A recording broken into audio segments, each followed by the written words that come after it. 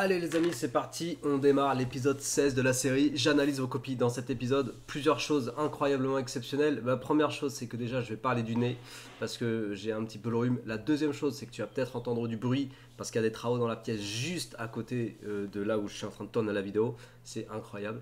Donc peut-être tu vas entendre des bruits de travaux et ça c'est vraiment pas possible. La troisième chose, c'est que dans cette vidéo, on va analyser une copie de Bac Blanc d'une élève que je connais pour le coup, et elle a fait une erreur très intéressante. Voilà, et on va juste analyser cette partie-là de l'exercice. Donc on est sur de la mécanique céleste avec vecteur accélération, satellite autour de la Terre, des questions un peu générales. Vraiment une erreur super intéressante et je trouve très important de faire le 16e épisode sur cette copie-là et sur cette erreur parce qu'en plus on est à l'approche du bac.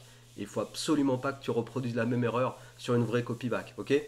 Alors, on lit ensemble. En gros, on a un satellite en rotation, en orbite autour de la Terre. Le satellite, c'est Giove-A ou Giove-A.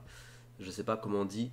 Et alors, première chose que je n'aime pas sur cet exercice, je ne connais pas l'exercice, mais s'il y a une chose que j'aime pas dès le début, c'est qu'on te dit qu'on assimile le satellite à un point matériel G, alors que G, c'est la lettre qu'on utilise pour désigner la constante de gravitation. Messieurs, dames qui faites les sujets, pourquoi vous faites ça? Je veux dire, la lettre G, tu ne l'utilises pas pour désigner autre chose que la constante de gravitation en fait. Tu prends une autre lettre, tu as 26 lettres dans l'alphabet, 26 moins 1 égale 25. Ouais, parce que tu enlèves la lettre G. Donc tu as 25 possibilités de nommer ton satellite. Pourquoi tu l'appelles pas S, tout simplement? Ou je sais pas moi, M? Pourquoi G, alors que G est utilisé comme constante de gravitation? Faut tout vous dire, hein. Ah là là, bref. Bon, ça concerne pas les élèves. Alors, sans souci d'échelle, faire un schéma représentant la Terre. Bon, moi, je vais prendre le compas. Alors, tiens, bah, parlons-en. Donc, en gros, la question dont je veux particulièrement te parler et qui a forte valeur ajoutée pour cet exercice-là, ce sera la question 3B, là où mon élève a fait une erreur. Je crois qu'elle a eu 17 sur le bac blanc. C'est pas mal 17 quand même. Mais avant de faire la 3B, il faut qu'on pose le contexte. Le contexte, c'est déjà tracer une trajectoire circulaire. Si on trace une trajectoire circulaire, on va tracer un cercle. Ne te pointe pas au bac sans compas. Ça paraît bête de le dire, mais je suis sûr qu'il y en a qui vont arriver au bac et vont dire oh, j'ai pas pris mon compas. Mais mets ton compas dans ta trousse. Tu sais, c'est facile à faire. Et si t'en as pas, tu vas en acheter un, ça coûte 5 balles. Ou peut-être moins, je sais pas, je connais pas le cours du compas actuellement. T'achètes un compas et puis voilà, c'est fait. Donc le centre, ah oui, alors ils nous disent de noter le centre. Ils ne disent pas de noter le centre grand T, ils disent de noter le centre de la trajectoire O. D'accord, on va noter le centre O. Alors je me refuse d'appeler le satellite, de nommer le satellite grand G. Donc moi je vais mettre M, d'accord. Je prends la responsabilité de transformer l'énoncé, voilà. Donc je mettrai M ici. Ah bah non, on va pas mettre M parce que M c'est pour les masses, tu vois. J'allais faire la même erreur. Donc pas 25 lettres comme j'ai dit tout à l'heure, on a que 24 lettres au choix. 24 lettres, on va pas utiliser T non plus parce que T c'est pour la Terre. On peut mettre S hein, comme satellite. Allez, on va faire ça. Ou système. C'est vrai que S, ça peut aussi être soleil, mais très souvent, on retrouve S qui désigne système. Et ça, c'est assez logique en fait de le dire. Donc on a le centre de la trajectoire, donc qui représente la Terre. On a le satellite, le système, qui est noté .S. Et ouais. Et puis, ils nous disent de représenter sans souci d'échelle la force exercée par la Terre sur le satellite. Donc cette force exercée par la Terre sur le satellite, c'est une force qui est orientée vers la Terre, force d'attraction gravitationnelle. Si elle n'a pas de notation, on va lui en donner une, et elle n'a pas de notation, donc on va la noter F de T sur S. Voilà, la force exercée par la Terre sur le satellite, on n'oublie pas son vecteur, très important. Ok, et ils nous disent, en utilisant les notations du texte, celle-là, donner l'expression vectorielle de cette force. L'expression vectorielle. L'expression vectorielle, donc on parle d'un vecteur. On notera, et c'est là la subtilité les amis, et c'est là que tu dois faire très très très attention de ce qu'on t'impose dans l'énoncé comme notation, même quand c'est des notations pourries, comme c'est le cas ici. Je veux dire, G, c'est vraiment nul d'avoir utilisé la lettre G pour parler du système, du satellite. Mais bon, c'est pas grave. Moi, je mets S et on s'en tirera très bien comme ça. Par contre, sur la vraie copie du bac, tu peux pas changer malheureusement, donc tu dois t'adapter. Et par contre, ils te disent d'utiliser, de noter U, le vecteur unitaire dirigé de O vers S. Et c'est là que moi, mon élève s'est plantée et qu'elle a fait en fait une erreur dans la question 3B en fait. Enfin, une erreur. Elle a fait de la mathémagie et la mathémagie, c'est pas très compatible avec la physique-chimie ni avec les mathématiques parce que du coup, on a des plus et des moins qui apparaissent, qui disparaissent, c'est des chapeaux magiques, des machins comme ça. Et peut-être tu sais exactement de quoi je parle et du coup, il faut absolument pas faire ça. Alors, voilà notre représentation, le centre de la Terre, le système, le vecteur unitaire U qui est orienté de la Terre vers le satellite et la force exercée du satellite vers la Terre, force d'attraction. Et on va donner donc l'expression vectorielle pour la question 1B. Et l'expression vectorielle, t'as vu, ça frotte, hein, je t'avais dit. Donc il y a des petits bruits, c'est pas grave. Hein. C'est pas mon rhume et les travaux qui m'ont empêché de faire une vidéo, ça, crois-moi bien. Donc la force exercée par la Terre sur le satellite, elle s'exprime par... Alors, la formule générale, c'est G fois alors la masse de la Terre, ils notent ça MT, ils disent de reprendre les notations de l'énoncé. La masse du satellite, ils mettent MSAT. La distance entre le centre de la Terre et le centre du satellite, c'est l'altitude plus le rayon de la Terre. Et le rayon de la Terre, il est noté RT. Donc là, tu retrouves un RT plus H, classique, au carré. Et alors là, on va se poser la question, est-ce que je mets vecteur U? Est-ce que je mets vecteur U? Le problème, si je mets vecteur U sans rien d'autre, en considérant mon truc habituel du vecteur orienté du système vers le centre de la trajectoire, le problème si je fais ça, c'est que mes deux vecteurs F et U, tels que représentés sur le schéma, tu les vois, hein, ils sont de sens contraire. Alors que là, mathématiquement, comme toutes les quantités sont positives ici, mathématiquement, là, tu as des vecteurs collinaires de même sens. Donc si tu veux être conforme aux orientations choisies pour les vecteurs, il faut que tu colles un moins ici. Première ambiguïté ou subtilité de cet exercice, de cette petite série de questions. Là, tu as besoin du moins à cause, ça y est, je commence à parler du nez, à cause de l'orientation des vecteurs. D'accord? Donc très très important, première chose. Est-ce qu'elle avait mis le moins? Est-ce que tu avais mis le moins chat? Et c'est chat l'élève. Chat. Non, elle s'appelle pas chat en réalité, c'est moi qui l'appelle chat. Ouais, t'avais mis le moins, mais il y a eu du blanco et tout là, donc bon, t'as eu le point, c'est correct. Dans quel référentiel le mouvement du satellite est-il décrit? Référentiel géocentrique, qui est axé, orienté sur le centre de la Terre. Donc référentiel géocentrique, hop, ça c'est une question de course. Si tu es autour du Soleil, géocentrique, héliocentrique, si tu es autour du Soleil. Quelle hypothèse concernant ce référentiel faut-il faire pour pouvoir appliquer la seconde loi de Newton? Alors la question 2B, ça c'est comme une question de cours aussi, question 2B. Le référentiel doit être supposé galiléen pour pouvoir appliquer la deuxième loi de Newton. Référentiel supposé galiléen. C'est pour ça qu'on te dit à chaque fois de mettre supposé galiléen. Car tu ne peux appliquer les lois de Newton que dans des référentiels galiléens. Donc supposé galiléen. C'est ça l'hypothèse. Ok. En appliquant la seconde loi de Newton au satellite, déterminer l'expression du vecteur accélération A du point S. Ah là là. Très mauvais choix de lettres, hein, franchement. Qu'est-ce que tu avais mis donc pour la question 2B? Il faut faire l'hypothèse que la seule force extérieure soumise au satellite est... Non, bah non, ça marche pas. Ça, c'est pas bon, ça. C'est pas ça l'hypothèse. Effectivement, t'as pas eu bon à la question 2B. L'hypothèse, c'est vraiment référentiel supposé galiléen. Je parle de plus en plus du nez, ça va être horrible. Désolé. C'est l'hiver, d'un autre côté. Alors, pour la question, on est sur la question 2C. En appliquant là, c'est une vidéo un peu particulière parce que je ne fais pas que l'analyse. En fait, je vais t'amener jusqu'à l'erreur de la question 3B, on va voir ensemble. En appliquant la seconde loi de Newton, déterminer l'expression du vecteur accélération du point S. Donc, deuxième loi de Newton, parce qu'il faut que je te montre le contexte en fait. La deuxième loi de Newton, elle nous dit que le produit de la masse par l'accélération, donc la masse du satellite fois l'accélération, égale, je vais mettre AS, accélération du satellite, égale la somme des forces extérieures. Et la seule force extérieure, c'est la force exercée par la Terre sur le satellite. Et la force exercée par la Terre sur le satellite, on a dit c'est moins G fois la masse du satellite fois la masse de la Terre sur rayon terrestre plus H altitude au carré, vecteur U.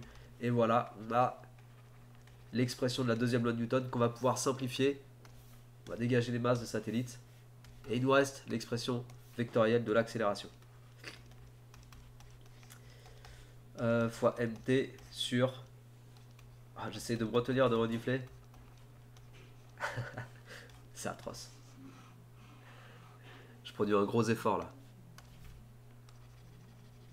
Encouragez-moi dans les commentaires. Un moins ici. Il faut mettre un moins. Pourquoi? Bah, parce que c'est le moins qu'on se balade depuis tout à l'heure, avec lequel on se balade. C'est le fameux moins dont je t'ai parlé ici. Très important. Le vecteur U est orienté vers l'extérieur de la trajectoire. Regarde.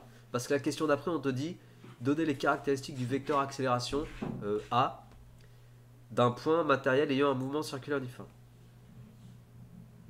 Ah ouais, d'accord, ils ne nous disent même pas de nous placer dans ce contexte-là. C'est bizarre la question 3. En fait, je vais donner les caractéristiques de ce vecteur accélération. Comme U et on va donner un petit peu de vocabulaire, centrifuge. Ah, j'ai reniflé.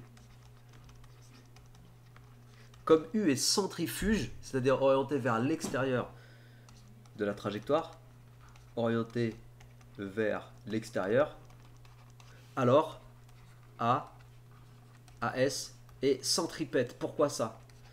Bah parce que nos deux vecteurs U et A sont de sens contraire. Pourquoi ça? Bah ils sont collinaires et de sens contraire parce que le coefficient de collinéarité est négatif. Car A et U collinaires de sens contraire. Et pourquoi de sens contraire? Car bon, je te le dis, mais je ne vais pas l'écrire. Car le coefficient de collinéarité est négatif. Et le coef de collinéarité, c'est tout ça. Ça, c'est le coef de collinéarité, d'accord? Il est négatif. À cause du moins et à cause du fait que tous les paramètres qui interviennent par ailleurs sont positifs. Okay, moins quelque chose de positif, ça fait du négatif. Voilà. Donc vecteur centripète, on a dit. Coef négatif. Les caractéristiques, donc ça caractérise sa direction. Non, ça caractérise son sens, pardon. Et la direction de AS, c'est radial. Alors, on écrirait ça comme ça. Caractéristiques de A. Si on te demande les caractéristiques de A sur ta copie du bac, on te demande la direction, le sens et la valeur. Alors, regarde bien. Caractéristiques de A, 2 points. C'est ça qu'on attendait, chat. Et ça m'amuse de t'appeler chat. Et du coup, c'est pour ça que t'as pas eu complètement les points, je crois. Donc A est radial. Ça caractérise la direction. C'est sa direction qui est radiale. Donc orienté suivant le rayon en fait du cercle. AS est centripète. Ça caractérise son sens vers le centre de la trajectoire. Ok. Et la troisième caractéristique essentielle, je te parle pas du point d'implication, ça on s'en fout en fait. La troisième caractéristique, c'est la norme AS, la norme de AS. Et regardez ce que je vais faire, les amis. Soyez bien attentifs là à ce qui va se passer. Vous êtes prêts? Prêts? Regardez bien. Parce que c'est ça en fait qui vous induit en erreur. C'est ça qui vous induit en erreur. Je reprends l'expression, d'accord? Je crois que je l'ai montré dans d'autres vidéos, ça, mais c'est pas grave. Le rappel, c'est important de rappeler les choses. La norme de AS, la norme du vecteur accélération, c'est la norme de ça. Donc ça, c'est le vecteur A. Comment je vais faire sauter ce moins? C'est la question en fait que vous vous posez. Et là, on va faire non pas de la mathémagie, mais des mathématiques. Des vraies mathématiques.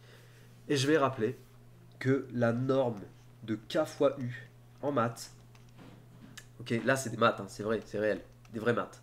C'est la valeur absolue de K fois la norme de U. Voilà ce que tu dois appliquer quand tu dois sortir la norme de K fois U. Donc ça joue le rôle de mon coefficient K. T'as vu?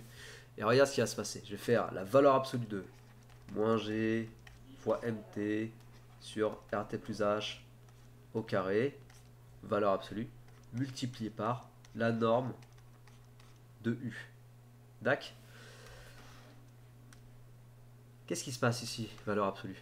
Bah, il se passe que la valeur absolue de tout ça, ça va être égal à G fois MT sur RT plus H au carré. Pourquoi le moins saute?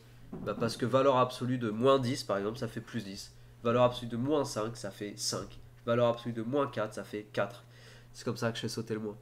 Et la norme de U, bah, c'est un vecteur unitaire U. Unitaire, unité. La norme de U, c'est 1. U est un vecteur unitaire.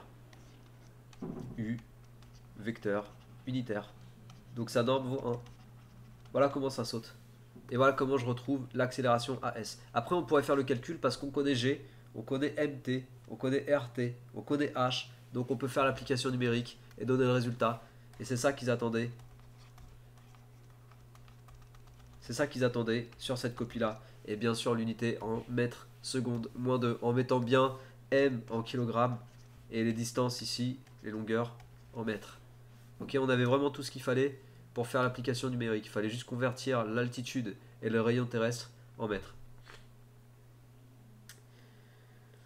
Enfin, ils attendaient peut-être pas ça sur cette question-là parce qu'ils demandaient la caractéristique du vecteur accélération d'un point matériel ayant un mouvement circulaire uniforme. C'est pas tout à fait clair parce qu'on n'aurait pas pu donner la valeur alors que dans les caractéristiques il y a la valeur. On n'aurait pas pu donner la valeur, mais je crois comprendre. Pour la question 3, je pense, une question posée comme ça, je pense qu'il te demanderait de dire que en repère de freiner, ouais c'est ça le truc. En repère de freiner, en fait l'accélération, c'est dérivé de la vitesse par rapport au temps, vecteur unitaire tangentiel, donc UT, plus V carré sur R, vecteur unitaire normal. Et tu comprends pourquoi moi, souvent dans mes vidéos, je mets UT et UN pour les vecteurs unitaires de la base de freiner, parce que justement, c'est pour pas confondre avec le U qui peut être utilisé pour désigner un autre vecteur dans ce genre d'exercice. Alors que UT, UN, ils sont toujours utilisés pour désigner vecteur tangentiel et vecteur normal. Tu vois, c'est toujours comme ça. UT et UN. C'est toujours comme ça. Bref. Du coup, si je reviens sur la question 3 telle qu'il la propose, si la vitesse est constante, parce que mouvement uniforme, alors la dérivée de la vitesse par rapport au temps est nulle.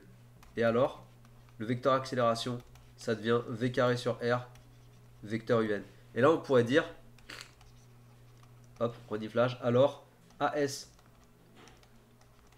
radial, comme UN, ça c'est pour la direction, AS orienté comme UN, centripète, parce que les deux vecteurs sont collinéaires de même sens, parce que le coefficient de collinéarité est positif. T'as vu, on fait des maths et pas des maths et magie. Vraiment important, ça à bien noter, flèche. Et AS, là on pourrait dire la chose suivante. La norme de AS, c'est AS c'est la norme de AS, donc la norme de V carré sur R. Pardon, ici c'est RT plus H. Hein. T'auras compris. Hop. Multiplié par UN. Et je viens de te l'expliquer pour ça. J'écris vraiment comme un cochon. Je sors le coefficient avec la valeur absolue. Et après, je vais juste chercher la norme de UN. Et comme c'est un vecteur unitaire, sa norme vaut 1. Donc je te l'ai dit 2 fois dans cette vidéo. J'espère que tu l'auras retenu. Cette histoire de vecteur unitaire de norme 1, c'est ça la technique. Si tu veux faire ça proprement, c'est comme ça qu'on fait. C'est pas autrement. Ok? Ouais, je suis catégorique parce que c'est tout. Il faut à un moment donné savoir appeler un chat un chat. C'est-à-dire, si tu fais pas des maths sur ta copie de physique-chimie, bah t'as un problème. Et le problème c'est qu'après on va te demander ça. On va te demander pourquoi. On va te demander pourquoi t'as un moins qui disparaît en fait. Et ça, à partir du moment où ton coacteur il a vu ça, mettra pas de point. Et là c'est gentil je trouve. Ça c'est gentil pour moi. De toute façon ils sont obligés de noter comme ça puisque c'est les consignes de notation du bac et on va pas revenir sur le fait que le bac perd de son niveau. Mais normalement il faut maîtriser la subtilité. On n'a pas le droit de faire disparaître un moins comme ça. C'est pas acceptable. Donc il faut que tu saches faire ce qu'on explique ici. Donc la question qui m'a inspiré cette vidéo, parce que l'élève m'avait posé la question, en fait, elle m'a demandé, elle ne comprenait pas pourquoi. J'ai dit, je vais répondre en vidéo comme ça, je vais répondre pour le plus grand nombre. Montrer que la vitesse du satellite est telle que V carré égale G fois MT sur R avec R égale RT plus H. Donc prenez la notation simplifiée R pour RT plus H. Et on nous demande de montrer ça. Donc, je vais reprendre ce que j'ai fait pour t'expliquer. On va résumer ça là-dessous. On va garder ça sous nos yeux. En fait, j'ai trouvé une expression de AS en exploitant la norme. J'ai pas suivi l'ordre vraiment de l'exercice, mais j'ai trouvé que AS, en exploitant la deuxième loi de Newton, et après en allant chercher la norme de AS, j'ai trouvé que AS, ça s'exprimait comme ça. G fois MT sur RT plus H au carré. Le moins est parti grâce à la valeur absolue. Ok? Donc G fois MT sur grand R au carré. Et je répète, le moins, je l'ai fait sauter grâce à la valeur absolue. C'est-à-dire que ça, il faudrait que je l'explique avant. Je ne vais pas le réécrire, parce que là, j'étais tout écrit. Je ne vais pas le réécrire pour la question 3B. Mais c'est ça qu'il faudrait faire. Il faudrait écrire toute la démarche pour arriver à dire que AS égale ça. Or, pareil, on a démontré que AS, c'était V carré sur R. Avec la même technique. La technique, je l'ai marqué où? Ah, c'était là. Je t'avais perdu. Avec la technique de la norme. Pareil, la norme, valeur absolue. Hop, ça sort en valeur absolue. Vecteur unitaire, sa norme c'est 1. La même technique, ça m'a permis de trouver que AS c'était V carré sur grand R. Ok? Avec la technique de la norme, je répète encore une fois, et de la valeur absolue. Il faut que ça apparaisse sur ta copie sur une question de ce style. Et comme tu as deux expressions pour AS, donc celle-là, V carré sur R, et celle-là, G fois MT sur R carré, alors, là tu peux conclure que V carré sur R, c'est égal à G fois MT sur R carré. Et là tu peux simplifier, bim, bim. Et qu'est-ce qu'il demandait? J'ai oublié ce qu'il demandait. V carré égale G fois MT sur R. Bah c'est bon. G fois MT sur R. Voilà, c'est ça, c'est QF2. Et là en fait, on part du principe, hein, quand je balance ça sur la copie, on est d'accord qu'à l'étape d'avant, j'ai été expliqué l'histoire des normes et de la valeur absolue, ok? Donc j'ai sorti le moins grâce à la valeur absolue, j'ai dégagé le moins grâce à la valeur absolue, c'est comme ça qu'il disparaît. Et j'ai vu sur Discord, il y a quelques, bah là aujourd'hui, une personne qui posait la question, une question très similaire avec une histoire de moins, de vecteurs unitaires et tout. C'est pour ça que je fais cette vidéo et que j'en fais l'épisode 16 de l'analyse des copies, parce que c'est vraiment à propos, c'est une copie de bac blanc, c'est un exercice type bac, et c'est une subtilité sur laquelle il faut que tu fasses très attention en fonction du vecteur U qu'on va te demander de prendre et de choisir pour travailler sur ton schéma. Attention au signe moins, ne le dégage pas n'importe comment, il y a des règles, ne fais pas des mathémagies, sinon bah, ça va ressembler à ça. Le correcteur va dire what? Mais où est passé le moins? Tu vois, surprise dans son regard parce qu'il ne saura pas ce qui s'est passé. Voilà, le moins ne peut disparaître. Il ne peut disparaître, tu vois, c'est impossible, impossible. Ok? Ben voilà, je pense que je t'ai tout dit. Essaye de refaire l'exercice tout seul ou toute seule. T'as les questions, tu refais avec mes explications, avec les questions dans le bon ordre et tout. Moi, j'ai un petit peu fait dans tous les sens, mais je t'ai tout expliqué comment fallait faire. T'as tout ce qu'il faut. S'il y a un problème, tu viens sur Discord, tu auras des élèves guerriers qui vont t'expliquer encore mieux que moi. Et puis voilà, c'est tout. Si ça t'a plu, tant mieux, partage, diffuse cette vidéo. N'oublie pas de t'abonner à cette chaîne, je compte sur toi. On a une très belle dynamique en ce moment. Donc allons encore plus loin, les amis. Et travaille bien, motive-toi bien. Et je te dis à très bientôt. Ciao.